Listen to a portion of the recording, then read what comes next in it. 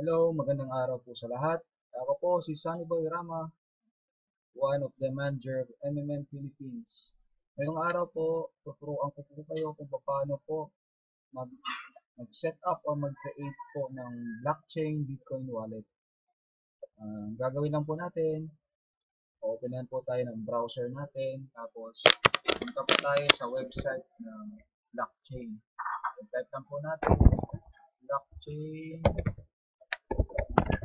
Tapos po niyan, click po natin yung pindutin ko natin yung enter. Yan, nagbubukas na po yung website ng blockchain.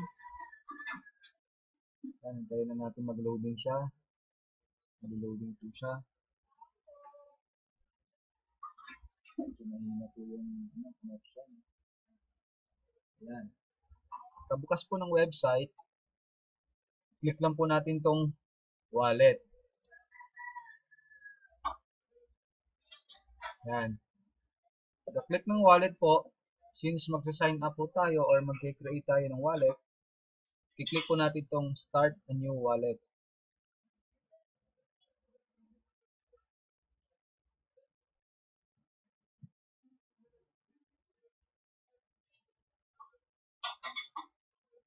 Yan, click po natin start a new wallet. Yan, hintayin lang po natin na mag-loading po siya. Medyo mabagal po yung connection natin. Yan, hintayin lang po natin saglit.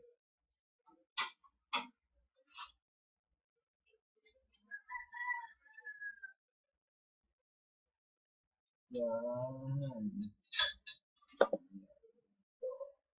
Ayan. Bukas na po. Bukas na po. Bali, ilalagay lang po natin yung email natin, tapos mag-a-assign tayo ng password. So, in behalf of Ryan Betes, one of my participants, gagawa kami ng blockchain account po niya. So, yung email, input lang po natin yung email niya. Yan, type natin. ryanbetes@gmail.com. Yan po yung email. So, hindi ito yung i-input nyo, kundi yung email nyo. Tapos, mag-a-assign po tayo ng password. Depende po sa inyo kung ano po yung password na desired nyo po. So, makikita po natin, weak po siya. Ibig sabihin, hindi po siya tatanggapin ni blockchain. So, mag-a-assign po tayo ng password na hindi weak. Isa rin po yan sa paraan ni blockchain para hindi madaling ma-hack po yung account natin. Ayan. Yan, medium, pwede na po yan. Yan, retype lang po natin. Yan. After po ma-retype, i-continue lang po natin. Yan, click lang po natin tong button na continue.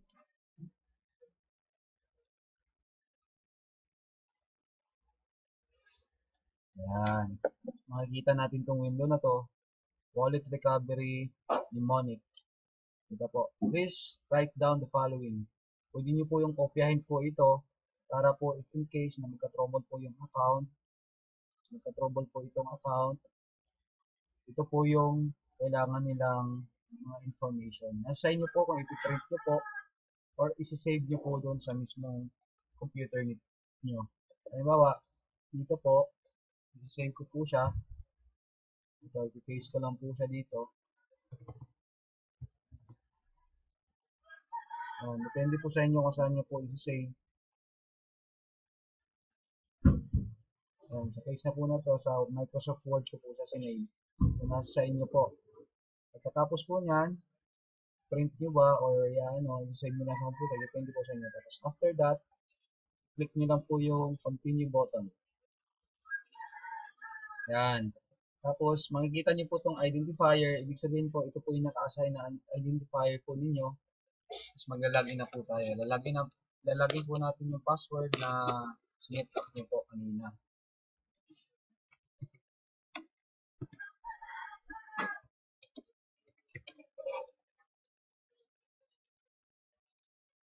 Yan. Ito na po yung pinaka-dashboard po ng blockchain Bitcoin wallet. So, ito po, combination po, letters and numbers, ito po yung Bitcoin address niyo po. Ito po yung ipapa-register natin po doon sa MMM account niyo po. So, that's all for this day. Thank you for watching my video tutorial on how to open blockchain wallet. Buhay MMM! Together we can change the world. Bye!